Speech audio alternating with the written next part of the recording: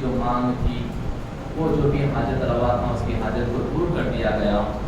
جب سائل لوٹ جاتا ہے تو دیگر صحابہ کرام عرض کرتے ہیں، بولے امیر المومنین یہ تو حضور علیہ السلام کی نالے نہیں ہے، آپ اسے نہیں دیکھ رہے ہیں کہ اس دور میں اس طرح کی نالے نہیں ہوا کرتی تھی، یہ تو ابھی بازار سے خرید کر لایا ہے، آپ دیکھ رہے ہیں کہ نہیں ہے وہ۔ اور دوسرا اس دور میں جب حضور علیہ السلام باحیات تھے، اس دور میں یہ نہیں استعمال کی جاتی تھی۔ تو حضرت امیر معاویہ رضی اللہ تعالیٰ عنہ فرماتے ہیں کہ مجھے پتا ہے کہ یہ حضور علیہ السلام کی نعلین مبارک نہیں ہے، مگر کیا تم نہیں دیکھتے کہ اس شخص نے نسبت کس سے کی؟ کیا تم نہیں دیکھتے کہ نسبت کس سے جڑ گئی ہے؟ وہ آقا علیہ السلام کی نسبت دے دیا ہے۔ میں نے کہا کہ بس اسے نسبت لگ گئی ہے تو اپنی جگہ سے اٹھ کر وہ نالین کو اپنی جگہ پہ رکھے اور آپ نیچے بیٹھ گئے۔ تو نسبت دیکھیے کہ کتنی بڑی بات ہے۔ تو آپ کا یہاں جمع ہونا حضور علیہ السلام کی نسبت سے ہم یہاں پر جمع ہوئے، یقیناً ہم اللہ تبارک و تعالیٰ کی رحمتوں کے مستحق ہے، اللہ تبارک و تعالیٰ کی عنایتوں کے مستحق ہے۔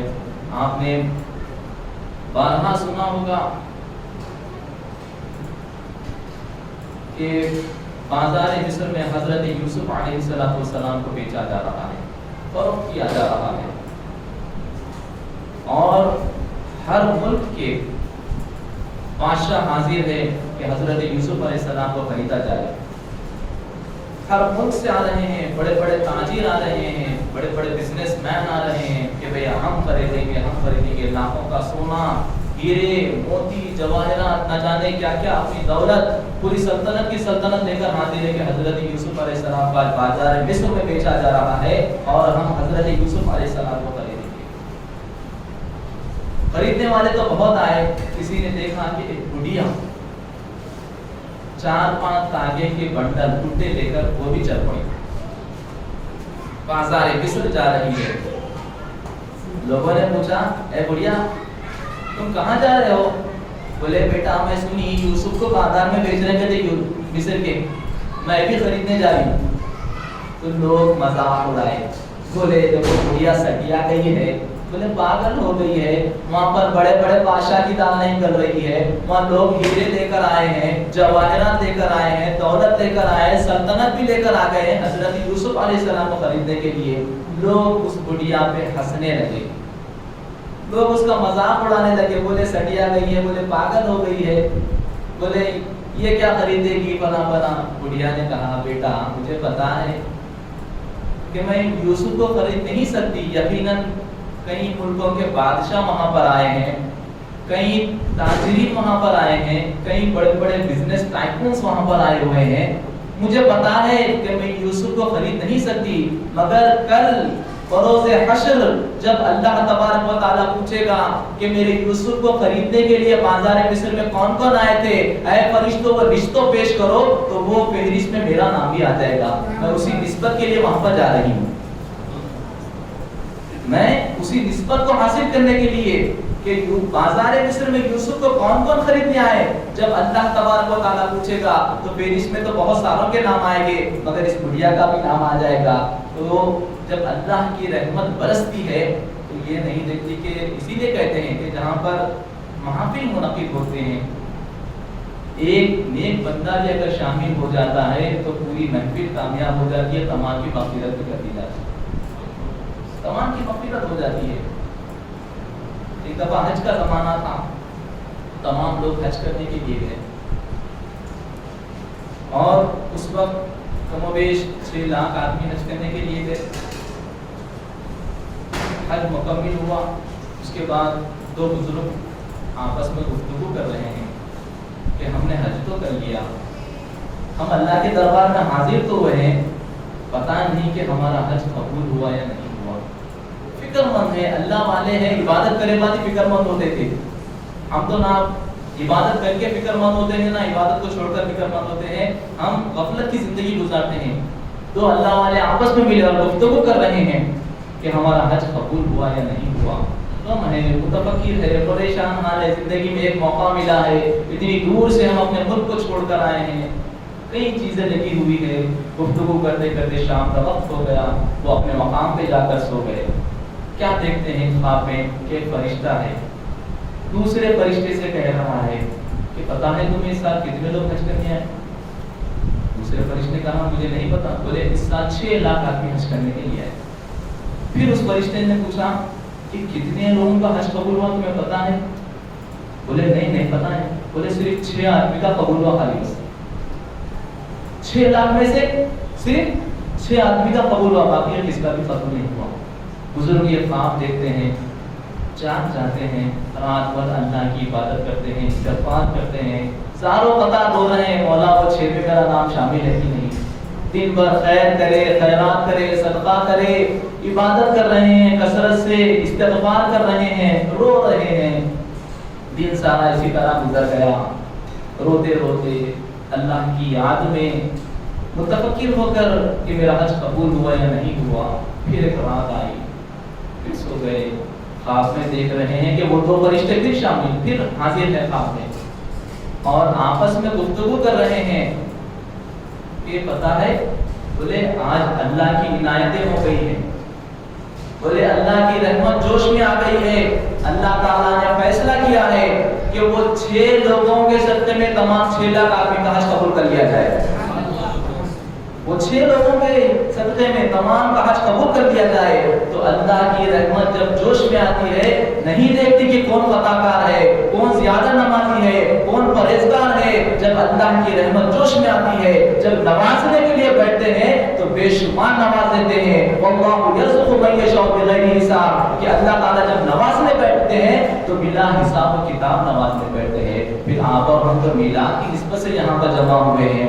آپ کو پتا ہے، آپ نے بارہا سنا ہوگا، مگر ہم ان چیزوں پہ غور نہیں کرتے اور فیوزات و برکات حاصل کرنے کی کوشش اور جستجو نہیں کرتے، یا ہمارے ذہنوں میں وہ واقعات بار بار ٹکراتے نہیں۔ اسی لیے قرآن مجید میں اللہ تعالیٰ کہہ رہا ہے وَذَكِّرْهُمْ بِأَيَّامِ اللَّهِ، کہ انہیں اللہ کے دنوں کی یاد دلاتے رہو، یاد دلاتے رہو۔ بار بار انسان ہے، دنیاوی چیزوں میں بھول جاتا ہے، زندگی ہے بھول جاتا ہے، اسی لیے بار بار یاد دلاتے رہو۔ جب حضور نبی کریم علیہ السلام کی ولادت مبارکہ ہوئی، آپ صلی اللہ علیہ وسلم جب تبدل ہوئے تو ابو لہب کی باندھی سمیہ، وہ ابو لہب کی باندھی تھی، وہاں پر شریک تھی، جا کر ابو لہب سے کہنے لگی پتہ ہے تمہارے گھر، تمہارے بھائی کے گھر، تمہارے بھائی عبداللہ کے گھر، بولے حضور نبی کریم علیہ السلام کی ولادت ہوئی ہے، بولے ایک لڑکا پیدا ہوا ہے۔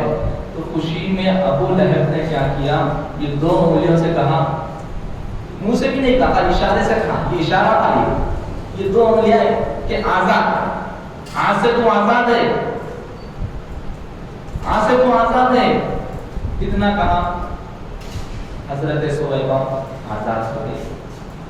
اس کے بعد جب ابو لہب مر گیا، کیوں؟ اسلام کا دشمن تھا، حضور نبی کریم علیہ السلام کو تکلیفیں دیا کرتا تھا، جس کی مذمت میں قرآن مجید میں سورہ لہب اترا۔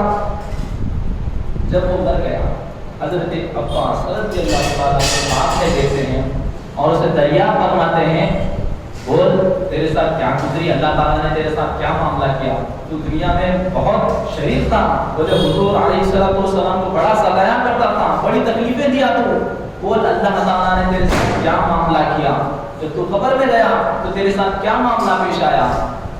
ابو لہب کہنے لگا نہ پوچھو، بولے بڑی کٹھن حالات ہے، بڑے برے وقت کے ساتھ گزر رہا ہوں، عذاب یہاں پر بڑا شدید ہے، روزانہ مجھے عذاب دیا جاتا ہے، مگر ہاں جب دوشنبے کا دن آتا ہے، جب پیر کا دن آتا ہے تو میرے عذاب میں کمی کی جاتی ہے، تخفیف کی جاتی ہے، اور میری ان 2 انگلیوں سے دودھ اور شہد جاری ہوتا ہے، میں انہیں اپنے منہ میں رکھ کر چوستا ہوں، اور اللہ تعالیٰ دوشنبے کے دن حضور نبی کریم علیہ السلام کی ولادت کی خوشی اس نے جو منائی تھی، اگر زبان سے کہتا تو اللہ تعالیٰ وہ بھی اجر عطا فرماتے تھے، صرف انگلی کے اشارے سے کہا کہ جا تو آزاد ہے۔ یہ 2 انگلیوں کو کہنے کی برکت سے اللہ تعالیٰ اس کی 2 انگلیوں میں ایک سے دودھ کی نہر جاری کرتے ہیں اور ایک سے شہد کی نہر جاری کرتے ہیں، اور اسے چوس کر وہ اسے پیا کرتا ہے۔ تو جب ایک دشمن رسول کا یہ معاملہ ہے میلاد کی خوشی منانے پر. جب عاشقان رسول سرکار کی میلاد مناتے ہیں, جب میلاد کی نسبت سے یہاں جمع ہوتے ہیں, تو یقیناً ہم اللہ تبارک و تعالیٰ کی رحمتوں کے مستحق ہو جاتے ہیں. یقیناً ہم اللہ تعالیٰ کی عنایتوں کے مستحق ہو جاتے ہیں. یقین جانیے, اسی لیے علامہ اقبال نے کہا کہ کی محمد سے وفا تم نے تو ہم تیرے ہیں, کی محمد سے وفا تو نے تو ہم تیرے ہیں, یہ جہاں چیز ہے کیا لوح و قلم تیرے ہیں. کیوں کہا علامہ اقبال نے, ارے یہ جہاں, یہ دنیا, یہ کاروبار, یہ بزنس, یہ تمام چیزیں چھوڑو جی, لوح و قلم بھی چھوڑو. ارے سرکار کو پکڑ دو, سب تمہارے خادم بن جائیں گے, سب تمہارے غلام بن جائیں گے. اللہ والوں نے اس چیز کو جانا تھا, یہ پہچان گئے تھے کہ حضور نبی کریم علیہ السلام کی وابستگی, آپ سے محبت اور آپ سے آپ کی محبت اور آپ کی اتباع اگر ہم کریں گے تو یہ دنیا ہمارے غلام بن جائے گی. اسی لیے محدث دکر علیہ رحمت و رضوان فرماتے ہیں کہ بیٹا اگر تم دنیا کے پیچھے بھاگو گے تو یہ دنیا تمہیں کتا بنا دے گی. دنیا کے پیچھے بھاگو گے تو یہ دنیا تمہیں کتا بنا دے گی. اگر دین کو تھام کر دنیا کرو گے تو یہ دنیا لونڈی بن کر تمہارے خطوں میں چلے آئے گی. اسی لیے اللہ والوں کو ہم دیکھتے ہیں کہ بڑے بڑے بادشاہ اللہ والوں کے پاس ملنے کے لیے ترستے تھے, لائن میں کھڑے ہوتے تھے, قطاروں میں کھڑے ہوتے تھے. کیوں؟ دنیا کے تو بادشاہ ہے مگر اللہ کے پاس جس کا مقام و مرتبہ ہے, حضور علیہ السلام کو جس کا قرب حاصل ہے, وہ اللہ کے اور اللہ کے رسول کے چاہنے والے ہیں. تو ان محافل کا مقصد یہی ہے کہ ہم حضور نبی کریم علیہ السلام کی سیرت مبارکہ کو سنیں اور اس پر ہم عمل کرنے کی کوشش کریں, اور حضور نبی کریم علیہ السلام سے ہم اچھی طرح سے وابستہ ہو جائیں, اور آپ کے فیض لینے والوں میں ہمارا نام بھی شامل ہو جائے. یہی مقصد ہے کہ ان محافل کو سجایا جاتا ہے. اسی لیے حضرت جلیل فرماتے ہیں کہ حشر میں قعدیں آئی نہ زہد آیا نہ تقویٰ آیا. حشر میں قعدیں آئی نہ زہد آیا نہ تقویٰ آیا. صرف حب نبوی حشر میں کام آئی جلیل, صرف حب نبوی حشر میں کام آئی جلیل. قعدیں آئی نہ زہد آیا نہ تقویٰ آیا.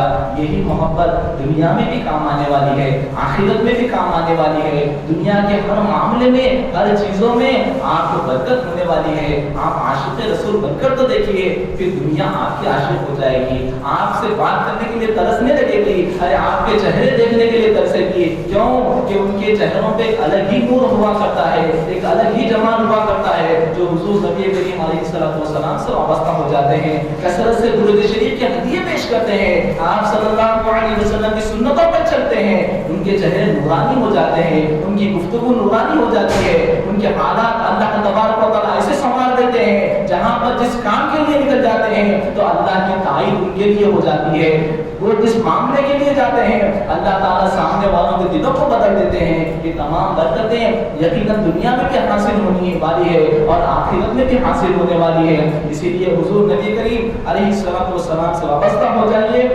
اور ایسی محفلوں کو اس کو شاد اور آباد رکھیے تاکہ اللہ تعالیٰ آپ کو, آپ کے گھر والوں کو, آپ کی زندگی کو شاد و آباد رکھے. انہی کلمات کے ساتھ میں دعوت خطاب سے پہلے مسجد حاضرہ کے بزرگ مصلی عبد الرحمن صاحب سے گزارش کروں گا کہ ہمارے آج کے مہمان خصوصی حافظ وقاری مصباح الدین عمیر صاحب نقشبندی حفظ اللہ تعالیٰ کی شان گوشی فرمائیں.